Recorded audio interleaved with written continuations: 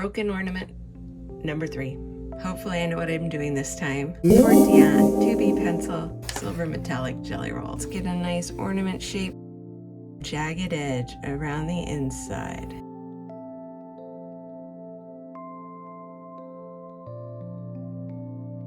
There we have it. That's funny looking. I like it.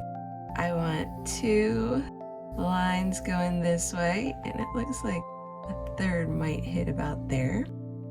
And we'll get 1, 2, 3 going that way. We're gonna divide this with a dark line, and then we'll make rounded lines in here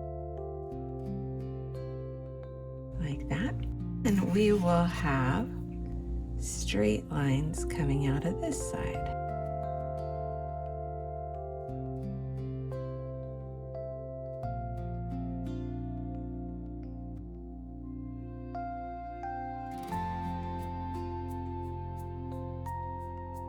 Nice and dark again,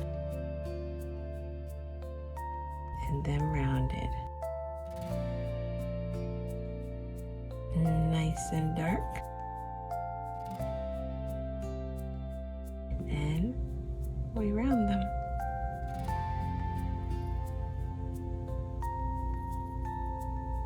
Oh, I forgot to do my lines coming out. Let's do that.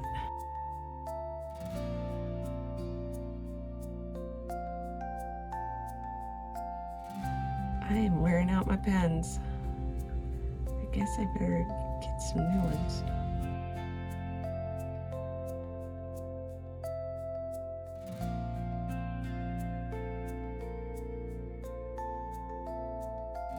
A nice dark line, and then I do my swoopy lines inside.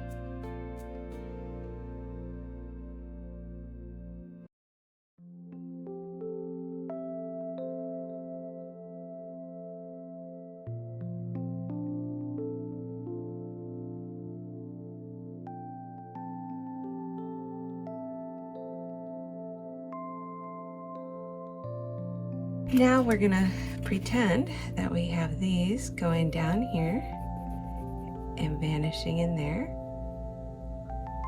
Oh, I didn't do that right, but this is the fun.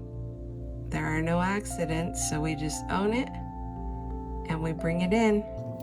We bring it in anyway, because nobody's ever seen this design before. I just made it up. So this is how it goes now. I think this is going to be a really dark line again. That's going through the middle of this one. Then we're going to get some swoopy lines fading out of there. I also feel compelled that I want to color in these shapes. This happens when I do Zentangle. I decide, oh, that needs to be darkened in. That needs to be darkened in, and I want to darken in this shape. Yeah, I like that.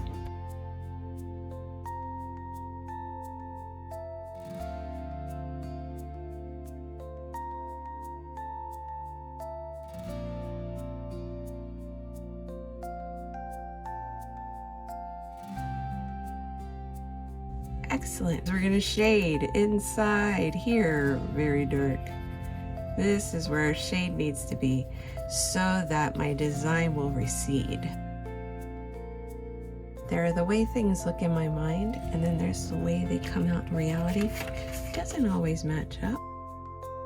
This is why trial and error is so important, and just having fun trying new ideas that come to you. That's how we learn and get better and grow as artists, is making mistakes. You know, yours really doesn't need to look exactly like mine. Yours will probably come out better than mine.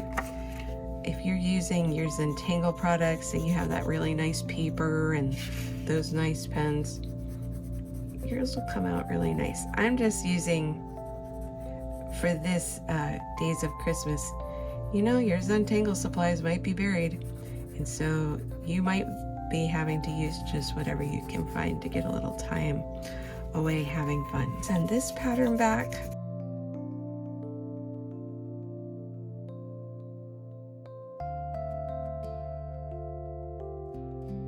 Okay, and we'll get out our tortillon and blend it.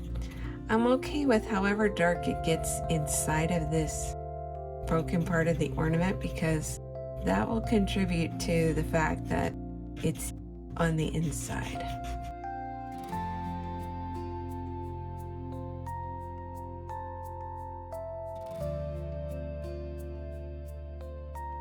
And in Zentangle, we're not supposed to make things representational. That can sometimes inhibit the creative process. But I actually like playing with something representational like an ornament, and then these not so representational things that are happening with what I do. And you see, I just use what's left on my tortillon to get a little movement on the inside. Now I'm going to go gently around the outside of my ornament to give this a softness, is what I'm hoping it will do.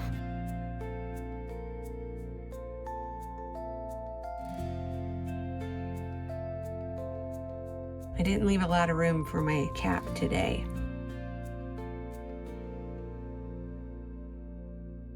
With a squatty little hanger on top. I just grabbed my Sharpie because I can trust it to do a good job on here.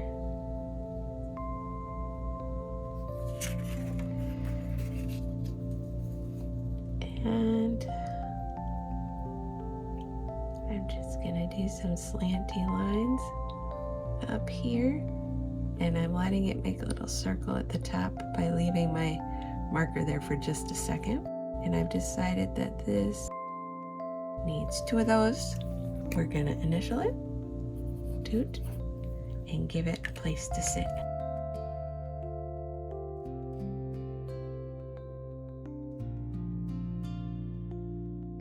And there we have today's broken ornament. I think I got more of the broken effect that I was going for. If I want to make it a little bit more dramatic, I could use my marker along the edge. How are you going to do your ornament? Are you satisfied with that?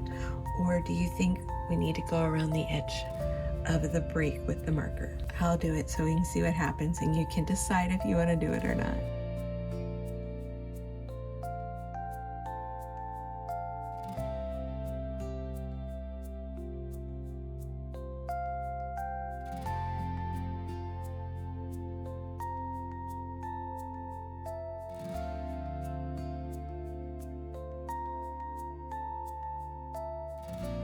There we have it, so that you can see what's inside your Christmas ornaments when you're not looking. Have a great day. I hope you enjoyed drawing with me today. I hope you join me again tomorrow for our 12 days for a peaceful holiday.